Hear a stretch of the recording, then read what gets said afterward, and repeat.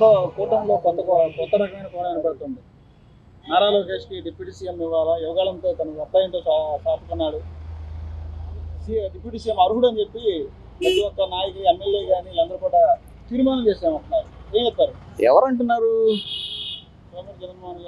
సోమిరెడ్డి, చంద్రమోహన్ రెడ్డి, ఇంకా ఇంకా ఇంకా వీళ్ళంతా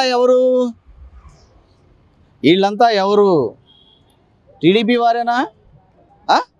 వేరే కూటమిలో ఉన్న మిగతా వర్గాలు ఏమన్నా సపోర్ట్ చేస్తున్నాయా? ఎవరన్నా నోరిప్పి అతనికి ఇవ్వాలని చెప్పారా? వాళ్ళ పార్టీలో ఉన్న నాయకుడు ఎదుగుదలనే వయసు అయిపోయిన చంద్రబాబు ఉన్నాడు, అతనికి తోడుగా పవన్ కళ్యాణ్ గారు ఎలా నేర్చుకుంటున్నారో బయట పార్టీ నుంచి వచ్చి మిమ్మల్ని అందలం ఎక్కించి, అలాగే అతనికి అవకాశం ఇస్తే ఇంకా కొంచెం బాధ్యతలు నెత్తి మీద పడేస్తే అతను నేర్చుకుంటాడు.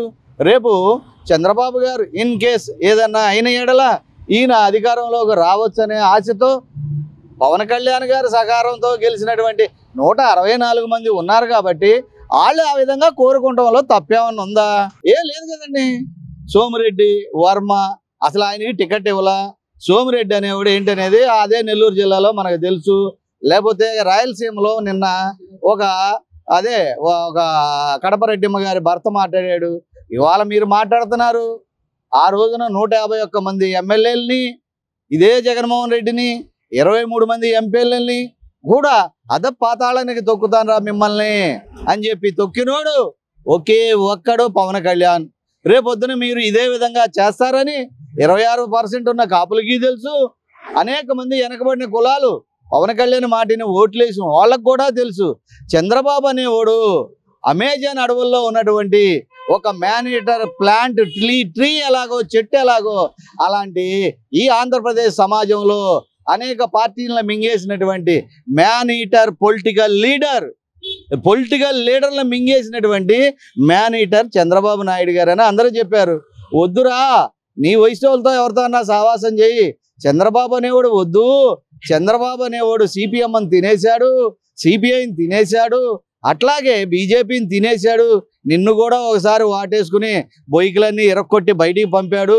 అతనితో ఎందుకయ్యా అంటే కాపు పెద్దలు కానీ, అనేక పెద్దలు కానీ, రాజకీయ విశ్లేషకులు కానీ లేదు, అతని దగ్గర తెలివితేటలు ఉన్నాయి, అడ్మినిస్ట్రేషన్ ఉంది, అతని వల్ల పరిపాలన బాగుంటుంది. విభజింపబడిన రాష్ట్రంలో ఈ జగన్ చేసిన అరాచకాల్లో ఇతను పోవాలంటే మరి చంద్రబాబు గారు అవసరం ఉందని చెప్పి గుర్తించి కేంద్రంలో ఉన్న ప్రధానమంత్రిని, బీజేపీని, అధికారంలో ఉన్న వాళ్ళని కూడా కాదని, అధికారం లేకోకుండా జైలు పాలయ్యి అట్టడుగున ఉండి జైల్లో ఉన్నోడితో బేషరతులుగా జనసేన సైనికురాళ్లతో కూడా వితౌట్ కన్సల్టెన్సీ ఈయన వెళ్ళి జైల్లో ఆయన పరిస్థితి చూసి సొంత బిడ్డలాగా ఆ రోజున నిర్ణయం తీసుకుని మరి ఇదే నా వంశం అనేవాడు చేతులు కట్టుకుని వచ్చాడు పక్కన. ఇదే నేనే ఆయన తర్వాత అన్నాడు అన్నా అని చెప్పి కాళ్ళకు దండం పెట్టాడు. ఇవన్నీ పోయినాయి. ఆయన ఫోటోలు పెట్టారు, ప్రతి ఆఫీసులో డిప్యూటీ సీఎం ఇచ్చారు, గౌరవం ఇచ్చారు. ఇదేదో బాగుంది కదా అనుకున్నాం. ఈయనకి పేరు వస్తుందంటే ఇప్పుడు పనిచేస్తున్నప్పుడు పేరు వస్తుంది. పేరు వస్తే బలపడేది ఎవరు? కూటమి బలపడుతుంది. కూటమి బలపడితే కూటానికి రాజు ఎవరు? చంద్రబాబు. యువరాజు ఎవరు? లోకేష్. ఎవడయ్యా ఈ పవన్ కళ్యాణ్? వాళ్ళకి సపోర్ట్ చేసి వాళ్ళకు ఒక అందమైన భవనాన్ని కట్టి ఆ భవనంలో అట్టి పెడితే కమ్మోరందరూ వచ్చి సత్యనారాయణ నోము నోసుకుని ఆ భవనం కట్టినటువంటి కూలీల మేస్త్రి పవన్ కళ్యాణ్ని ఏంటి నువ్వు ఇంకా ఇక్కడే ఉన్నావు, నీ కూలి ఇచ్చాను, మీ 26% ఉన్న కూలీల్ని ఈ కాపుల్ని తీసుకుని వెళ్ళిపోమంటే ప్రజలందరికీ తెలుసు. ఇప్పటికే ఈ విషయం ప్రజలందరి మధ్యలోకి వెళ్ళింది. 6 నెలల్లో అధికారం లేకపోయినా పవన్ కళ్యాణ్ ఏ విధంగా పేద ప్రజలకు మేలు చేశాడో చేస్తున్నాడో. స్వార్థం అనేది లేదు, భయం అనేది లేదు. అది అడివా లేదు, సముద్రమా లేదు, తిరుమల తిరుపతి దేవస్థానమా అనేది కూడా లేకోకుండా యావత్ ప్రపంచంలో ఉన్న హిందువులకి అండగా ఎలా నిలిచాడో, కాపులకు ఎలా అండగా నిలిచాడో, వెనకబడిన కులాలకు ఎలా అండగా నిలిచాడో, రెల్లీలకు ఎలా అండగా నిలిచాడో తెలుసు. ఇదే టీడీపీకి మళ్ళీ ఎందుకు దళితుల్లో పుట్టాలని ఎప్పుడన్నా అన్నాడా? మాతో సావాసం చేసేదే దళితులు. అదే చింతమనేనికి మళ్ళీ మీకు బిర్యానీ పెడతా, మీరు ఇళ్లలో కూర్చోండిరా అని అన్నాడా? ఆదినారాయణ రెడ్డికి మళ్ళీ ఏమన్నా మాట్లాడా?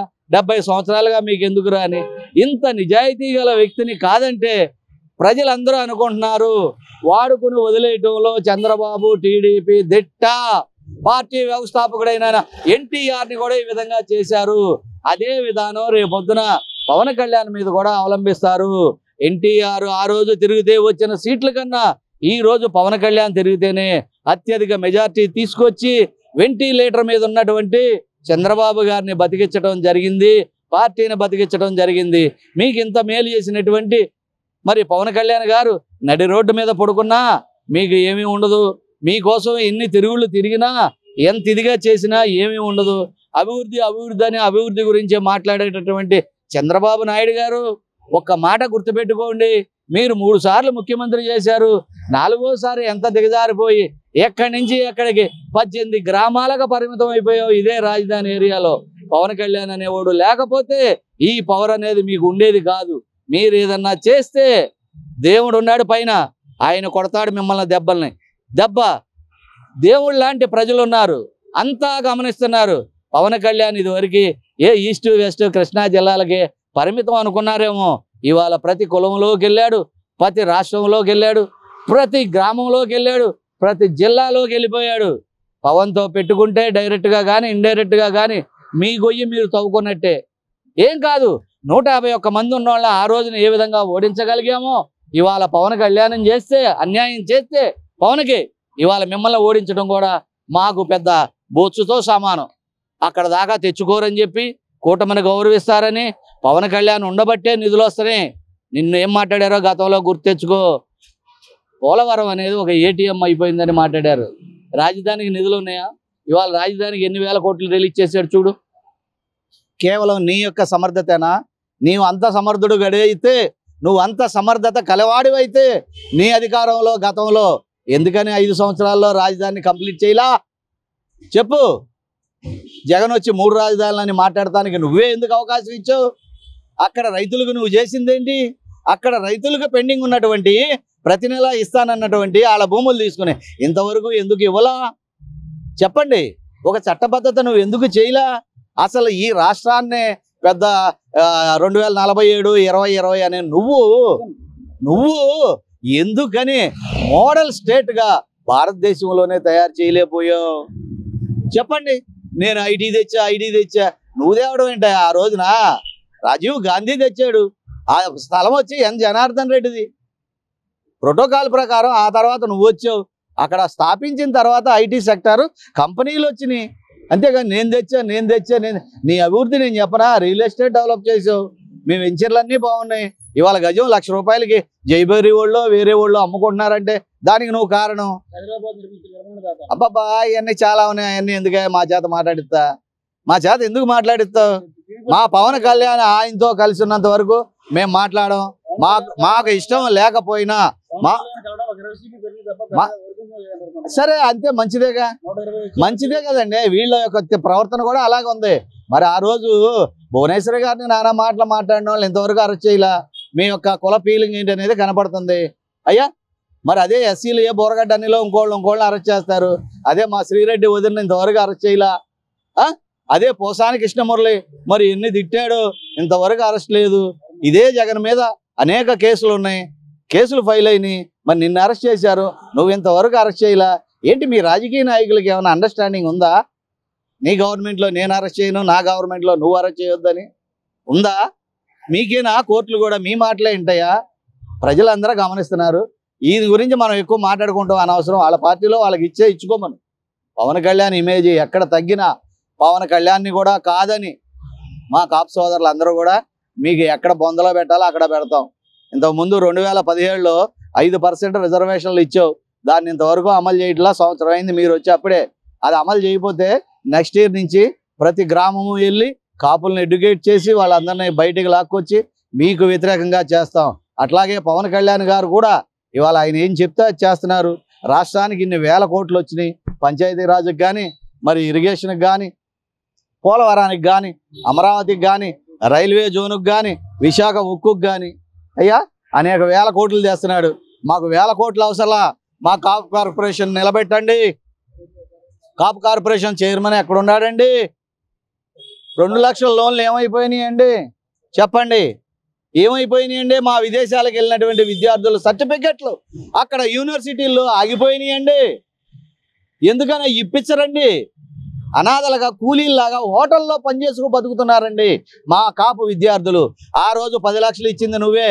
ఈ జగన్మోహన్ రెడ్డి వచ్చిన తర్వాత ₹1 కూడా తిరిగి పే చేయలా. ఇవాళ మీ కూటమి అధికారంలోకి వచ్చింది, వాళ్ళ సర్టిఫికెట్ రిలీజ్ చేయండి. 4-5 లక్షల బ్యాలెన్స్లు ఉన్నాయి. హైకోర్టు కూడా ఆర్డర్ తీసుకున్నాం. ఆ పిల్లోడికి గవర్నమెంట్ ఇచ్చిన పథకం అమలు చేశారు, 10 లక్షలు ఇచ్చారు. అక్కడికి వెళ్ళి చదివాడు, చదువు కూడా అయిపోయింది. సర్టిఫికెట్లు ఇవ్వాలంటే ఇంకా 4 లక్షలు కట్టాలి. ఈ 4 లక్షలు సిట్టింగ్ నౌ ప్రజెంట్ ఆ రోజున ఉన్నటువంటి వైఎస్ఆర్ పార్టీకి కూడా నోటీసులు ఇచ్చారు వాళ్ళు, ఇమీడియట్లీ పే చేయమని. అది అయిపోయింది. మీరు వచ్చారు, మేము వచ్చి రాగానే పే చేస్తామన్నారు. ఏదండి ఏది?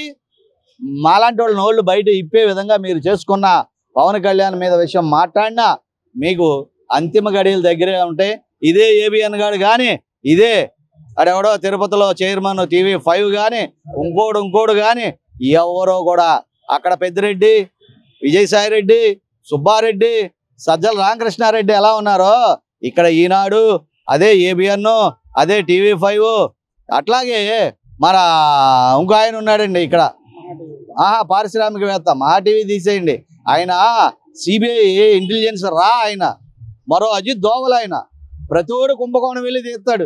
ఇలా మాట్లాడతాం తప్పు కాదా అని మాట్లాడొద్దండి. మీరే చెప్పారు కదండి పవన్ కళ్యాణ్ లేకపోతే మా జాతికే ఇది లేదని.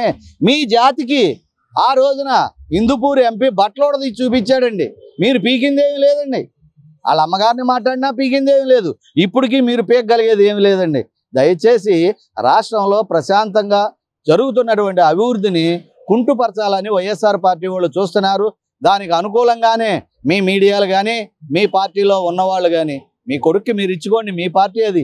మీరు డిప్యూటీ సీఎం ఇస్తారు, మీరు దిగిపోయి అతనికి డిప్యూటీ సీఎం ఇచ్చేదక్కైతే మీరు పార్టీలో ఉండటానికి, మీ పార్టీ గెలవటానికి కారకుడైనటువంటి పవన్ కళ్యాణ్కి 1 సంవత్సరం అన్నా ఇవ్వండి ముఖ్యమంత్రి.